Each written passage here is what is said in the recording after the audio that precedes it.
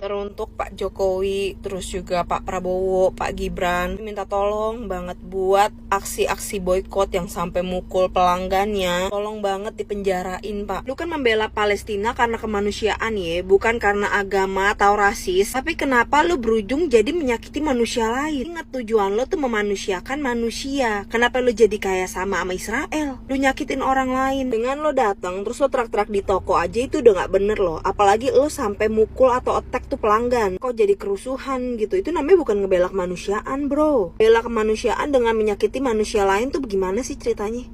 Palestine boykot sampai bangkrut.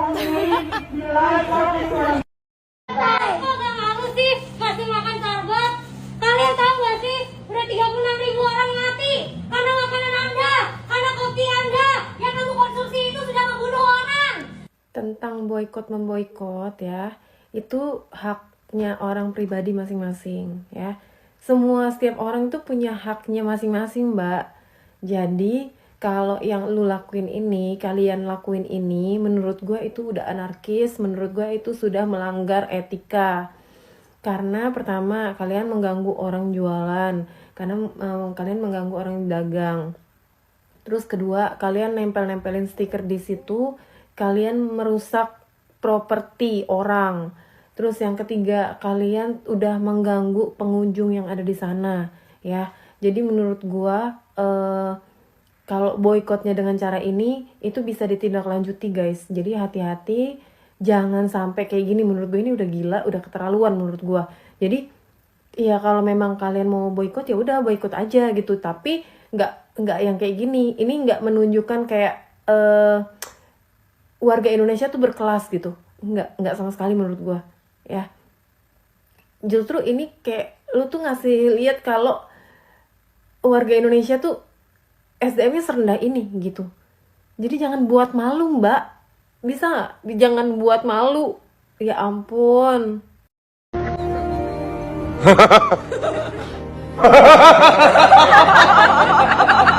Penguatan tekanan ke Israel, termasuk boykot terhadap produk Israel yang dihasilkan di wilayah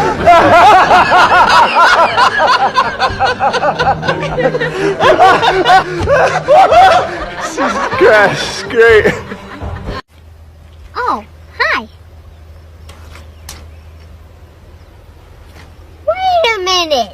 Yakin mau boikot produk Israel? Apple, Facebook, Google, Instagram, WhatsApp, Telkomsel. Jangan jadi orang munafik loh. Guys, ternyata 160 juta penduduk Indonesia masih pada pakai produk Israel loh. Apakah kalian pernah pakai Telkomsel? Jika jawabannya iya, maka kalian dan 160 juta lebih pelanggan lainnya secara tidak langsung telah menggunakan produk Israel. Telkomsel adalah salah satu klien terbesar Amdocs, perusahaan IT raksasa asal Israel. Telkomsel telah menggunakan produk digital buatan Amdocs sejak tahun 2002. Perangkat milik Amdocs digunakan oleh operator global seperti AT&T, British Telecom, dan Sprint. Amdocs sendiri telah beroperasi di 60 negara. Dalam laporan keuangan Amdocs tahun 2009 disebutkan 100% saham Amdocs Inc. yang berdomisili di Missouri, Amerika Serikat dimiliki Amdocs Ltd yang bermarkas di Ratna, Israel. Telkomsel memilih Amdocs karena perusahaan ini berkompeten dan proses peningkatan sistem handling pelanggan ini telah dimulai sejak 2009 lalu. Apakah kalian menggunakan Telkomsel dan masih bisa berteriak anti-Israel? Sebenarnya semua negara itu saling membutuhkan satu sama lain. Mau seenggak sukanya kalian nggak bisa loh bilang anti terus nggak pakai produknya, kecuali kalian cekal produk itu dari Indonesia. Produk apalagi nih yang kalian tahu dari Israel tapi dipakai di Indonesia? Kasih bocoran ya, biar pada sadar diri. Kalau belum bisa buat apa-apa sendiri, nggak usah sombong anti-anti deh. Kalau emang kalian mau boykot Starbucks, kalau kalian emang mau boykot produk Israel, nggak usah datang ke Starbucks teriak-teriak marahin staff yang ada di situ dan marahin semua pengunjung yang ada di situ untuk berhenti mengkonsumsi Starbucks. Kalau kalian videoin itu dan kalian kira itu adalah hal yang keren, seluruh dunia harus applause, that's not cool at all. Mungkin mereka ngelakuin ini karena ngelihat di luar negeri juga seperti ini, tapi itu di luar negeri di mana mencari pekerjaan itu sangat mudah. Sedangkan di Indonesia mencari pekerjaan itu sangat susah. Kalau kalian melakukan hal itu, datang situ marah-marah, kalian bayangin kalau misalnya semua pegawai di situ dipecat dan mereka harus kehilangan pekerjaannya gara-gara kelakuan kalian. Gara-gara kelakuan kalian yang ingin membela tapi malah menyusahkan orang-orang kita sendiri. Berapa banyak tulang punggung keluarga yang kerja di Starbucks yang susah-susah untuk tes dan kerja di Starbucks, dan itu semua nggak mudah. Jangan gara-gara hanya 1-2 orang yang mengira aksi mereka bisa mengubah dunia, tapi malah menyusahkan orang lain dan bisa aja menjadi penutup pintu rezeki bagi orang lain. Jadi kalau memang mau boykot produk Israel, it's fine, nggak ada yang larang sama sekali. Tapi nggak usah melakukan hal seperti itu karena di Indonesia dan di luar negeri itu berbeda. Kalau di luar negeri, orang umur 50 tahun cari pekerjaan masih gampang. Di sini, anak usia produktif itu aja susah banget untuk mencari pekerjaan yang baru. Jadi jangan sampai gara-gara ulah kalian orang jadi kehilangan pekerjaannya. Kalau ada yang bilang lagi kan bisa cari pekerjaan lain. Cari pekerjaan itu nggak mudah.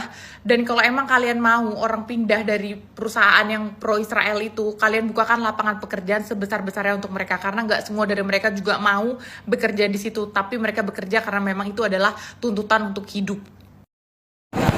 Ini adalah produk Yahudi yang menyokong Israel. Yang beli itu orang Arab semua, orang Islam. Antri. Ini dia Saudi Arabia. Sekarang kita pindah ke satunya. Itu tadi McDonald. Satu lagi nih. Kita ke KFC. Nih.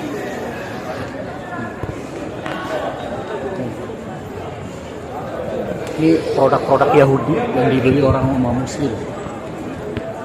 Yang sudah jelas bahwa dua brand ini adalah menyokong Israel.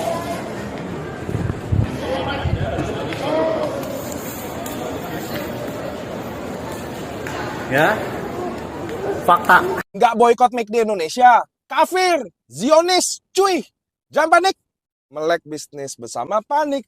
Nah teman-teman, video gue yang kemarin bahas McD rame banget sampai nonton 1,4 juta view. Kalian bisa cek di video sebelum ini. Banyak yang komen, emang McD di Indonesia nggak sumbang tuh ke McD pusat? Yes, jelas nyumbang teman-teman. Karena McD adalah sistem franchise. Meskipun dipunyai oleh 100% orang Indonesia, PT RNF, tapi mereka tetap sumbang fee franchise ke McD pusat. Masalahnya McD pusat ini siapa? McD pusat, kalau kalian bisa lihat datanya, gue kasih di sini Wikipedia. McD pusat berasal dari Amerika, teman-teman. Biar teman-teman tahu dulu bahwa McD yang support Israel adalah McD di Israel. Karena McD Israel punyanya orang Israel. McD di Indonesia yang punya orang Indonesia. Itu loh yang teman-teman, siapa yang bisa buktiin bahwa McD pusat nyumbang lagi ke McD Israel? Nggak mungkin. Anda sepakat nggak? Kalau sistem franchise pasti cabang yang akan setor ke pusat, bukan pusat setor ke cabang. Jadi McD Indonesia akan nyumbang ke McD Amerika sebagai fee franchise-nya. Tapi siapa yang bisa buktiin kalau McD di Amerika sumbang lagi ke McD Israel? Nggak mungkin. Lalu kita ngomongin Amerika, tapi kan negara Amerika support Israel. Sekarang kita lagi ngomongin negara atau warga negara? Sekarang kita lagi ngomongin sikap sebuah negara sama dengan sikap warga negaranya. Apalagi swasta dalam hal ini PT. Teman-teman, buka mata kalian. Warga negara Amerika banyak banget demo pro-Palestina, teman-teman. Boykot tanpa riset yang dalam ini jelas akan bikin dampak ke Indonesia. Ke teman-teman kita yang lagi kerja. Kalian tahu nggak PT RNF yang naungannya McD Indonesia ini? Berapa kasih kerja karyawan? 14.000 orang. Lalu banyak yang komen. Ya namanya rezeki Allah bisa atur. Namanya kerjaan yang penting haram lah makan ini. Teman-teman. Di Indonesia per awal 2023 ada 7,9 juta orang menganggur. 7,9 juta orang yang harus makan tapi nggak kerja loh. Kalau kita nggak bisa buat something buat Indonesia, minimal kita nggak tambahin susahin bangsa kita sendiri. Kenapa gue cuma bahas McD Indonesia? Karena mereka yang bisa kasih data, teman-teman. Baik McD pusat kasih statement, mereka nggak ada hubungannya. Baik McD Indonesia juga, bahkan mereka support Palestina. Mereka sumbang 1,4 M, meskipun netizen pada nyinyir ya, cuma 1,4 M, emang omsetnya berapa? Memang yang ngomong udah kasih berapa? Jangan lupa follow akun gue, karena next video gue akan bahas tentang fatwa MUI di brand-brand Yahudi. Thank you. Saya berada di salah satu restoran McDonald di Kota Depok. Seperti yang kita tahu, McDonald terkena imbas dari perang Israel-Palestina yang sedang berkecamuk di Timur Tengah. Karena McDonald dianggap sebagai pendukung Israel. Ini adalah pemikiran yang salah, bahkan tolol. Kenapa? Karena kalau kita bicara McDonald Indonesia, sudah sepenuhnya dimiliki oleh grup usaha nasional yang bernama Hexo Group, milik keluarga Sosrojoyo, yang juga merupakan pemilik teh botol Sosro. Grup usaha ini 100% dimiliki oleh orang Indonesia, dan mayoritas karyawannya pun adalah orang Indonesia yang juga umat Muslim. Sehingga ketika ada seruan untuk memboikot McDonald dengan alasan anti-Israel, ini sangat-sangat nggak nyambung alias tolol. Karena yang rugi adalah orang Indonesia juga. Yang rugi adalah umat Islam juga. Berkemanusiaan boleh, tapi jangan tolol.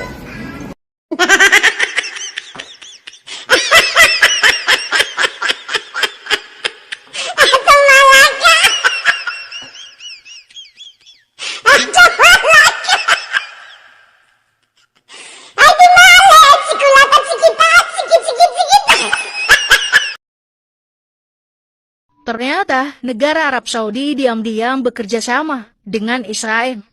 Dan Arab Saudi sangat menginginkan menjalin hubungan diplomatik dengan Israel. Ketika Israel mendengarkan bahwa Arab Saudi ingin bekerja sama dengan negaranya, maka Israel sangat menyambut negara Mekah tersebut dengan hangat.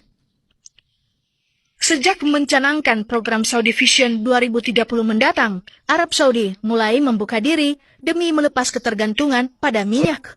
Negara ini mulai menata kehidupan di dalam dan luar negerinya, termasuk mencanangkan normalisasi hubungan dengan musuh bebuyutannya, yaitu Israel. Israel yang selalu mengejar hubungan diplomatik dengan negara manapun, termasuk Arab Saudi, jelas menyambut baik wacana ini. Namun, upaya ini selalu terganjal isu Palestina dari negara-negara Arab lainnya. Akan tetapi, Arab Saudi tetap membuka diri untuk menjalin hubungan diplomatik dengan terbuka kepada negara yang kuat di bumi ini, yaitu Israel. Dan bukan hanya itu, Arab Saudi dan Israel bekerja sama puluhan tahun yang lalu juga pernah menjalin hubungan secara diam-diam. 6 negara Arab mengepung Israel dengan brutal. Namun, ke-6 negara ini hanya bisa menerima kekalahannya dan tak mau melanjutkan perang lagi. Bagaimana menurut Kadrun? Kalian tidak merasa kecewa kah? Soalnya Arab Saudi diam-diam menjalin hubungan diplomatik dengan Israel. Apakah Kardus mau memboikot Arab Saudi juga? Soalnya mereka sudah mendukung Israel. Berani nggak para Kardus boikot Arab Saudi? Yang jadi pertanyaan saya, siapa yang benar-benar orang Arab, negara Arab Saudi atau para Kardus? Saya rasa Kardus sakit hati setelah tahu bahwa Arab Saudi mendukung Israel. Ayo dong demo ke Dubes Arab Saudi yang ada di Konoha ini. Berani nggak kalian demo Kardus? Jangan hanya berani demo di Monas aja kalian. Kalian itu hanya berani rame-rame. Kalau 1 lawan 1, pasti nyali Kardus ciut. Bagi yang suka video ini, share, follow TikTok saya, dan sehat selalu. Bagi yang tidak suka, skip aja. Kali ini saya ingin berbicara tentang alasan mengapa negara-negara Arab tidak membantu Palestina dalam menghadapi Israel. Seperti yang kita tahu, Palestina dan Israel sudah lama berseteru karena masalah tanah dan agama. Israel didukung oleh Amerika Serikat dan sekutunya, sedangkan Palestina hanya mendapat simpati dari sebagian negara Muslim. Namun, mengapa negara-negara Arab yang mayoritas Muslim tidak berani melawan Israel demi Palestina? Apakah mereka tidak peduli dengan nasib saudara-saudara mereka yang tertindas? Ternyata ada beberapa alasan dibalik sikap diam negara-negara Arab ini. Pertama, karena mereka tidak mau berkonfrontasi dengan Amerika Serikat yang merupakan sekutu utama Israel. Mereka khawatir akan kehilangan bantuan ekonomi dan politik dari negara adidaya itu. Kedua, karena mereka tidak bisa bersatu dan memiliki kepentingan masing-masing. Beberapa negara Arab bahkan sudah menjalin hubungan diplomatik dengan Israel seperti UEA, Bahrain, Sudan, dan Maroko. Mereka berharap bisa mendapat manfaat dari kerjasama dengan Israel di bidang perdagangan, teknologi, dan keamanan. Ketiga, karena mereka tidak memiliki strategi perjuangan yang efektif untuk membantu Palestina. Mereka hanya memberikan dukungan secara retoris, tetapi tidak melakukan tindakan nyata. Mereka juga tidak mau mengorbankan nyawa dan harta mereka untuk berperang melawan Israel. Keempat, karena mereka merasa tidak mendapat kontribusi apa-apa dari Palestina. Mereka menganggap Palestina sebagai beban dan masalah yang tidak pernah selesai. Mereka juga tidak mau terlibat dalam konflik internal antara Hamas dan Fatah yang memperebutkan kekuasaan di Palestina. Itulah beberapa alasan mengapa negara-negara Arab tidak membantu Palestina. Semoga video ini bisa memberikan informasi dan pemahaman kepada kalian semua. Kenapa orang Arab nggak bantuin orang Palestina? Saya sebagai orang Arab mau jelasin ke kalian apa alasannya orang Arab nggak bantuin orang Palestina. Semua orang nanya pertanyaan ini dan jawabnya adalah setiap negara Arab ada perang, bukan cuma Palestina. Contohnya Syria dan Lebanon dan Yaman sama Arab Saudi. Nah, satu lagi, kita sangat tahu Amerika negara lebih kuat dari semua negara Arab. Jadi Amerika bilang kalau ada negara yang ikut campur di perang Israel, kami bakal serang. Contohnya Lebanon kemarin ikut campur dan diserang. Itulah alasan negara Arab nggak ikut campur. Anggaplah rata-rata orang Arab ikut campur. Apa yang akan terjadi? Yang pasti akan terjadi perang dunia. Dan efek sampingnya banyak. Banyak yang bakal meninggal dunia dan dia nggak buat kesalahan. Kita bukan lagi bahas tentang negara biasa. Kita lagi bahas tentang Amerika. Siapa yang mau hadapi, itu bukan main-main. Dan satu lagi, kita nggak tahu apa yang lagi dibahas antara negara itu. Rahasia negara-negara itu kita nggak bisa tahu. Ujung-ujungnya aku mau sampaikan ke kalian, sekarang udah lebih dari 3.500 syahid. Dan 12.000 orang yang terluka. Ini tentang semalam aja. Belum tahu hari ini udah berapa. Alhamdulillah, tetap doain orang Palestina. Semoga suatu hari semua negara Arab jadi satu tangan dan Palestina menang dan kita sholat di Masjid Al-Aqsa insyaAllah. Assalamualaikum warahmatullahi wabarakatuh.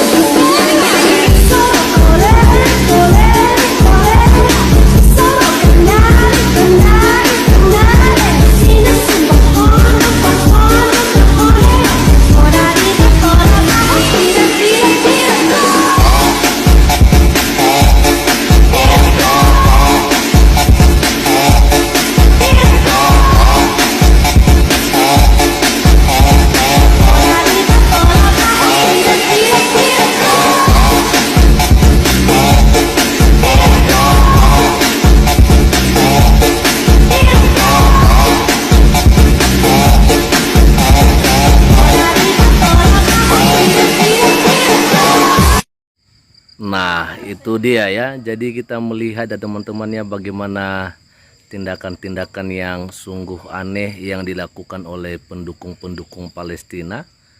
Ya kan, memang berbanding terbalik kalau misalnya kita langsung datang ke Timur Tengah.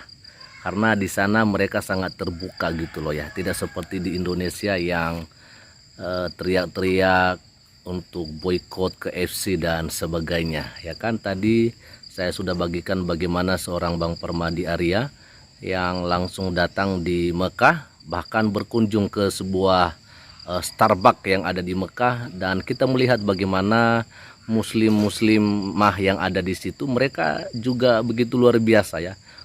Pengunjungnya begitu rame teman-temannya, dan artinya kita melihat bahwa di sana memang tidak ada boykot ya. Hanya di Indonesia saja yang ada boykot yang seperti begitu. Ya, di Mekah terbuka itu Starbucks. Nah, dari sini kita boleh melihat bahwa memang sumber daya manusia yang ada di Indonesia, khususnya saudara-saudara kita yang pendukung Palestina itu, mereka SDM-nya rendah gitu teman-teman. Mereka hanya menggunakan dengkul saja ya, jadi tidak make otaknya gitu loh untuk berpikir. Akhirnya ya itu yang terjadi, mereka teriak-teriak bela Palestina tetapi malah merugikan saudara sendiri yang ada di negara kita ini. Teman-teman, silakan berikan komentarnya ya, kita tunggu. Semoga saja mereka juga pada sadar semua. Assalamualaikum, shalom Om Swastiastu, Namo Buddhaya, salam kebajikan, dan salam Indonesia cerdas.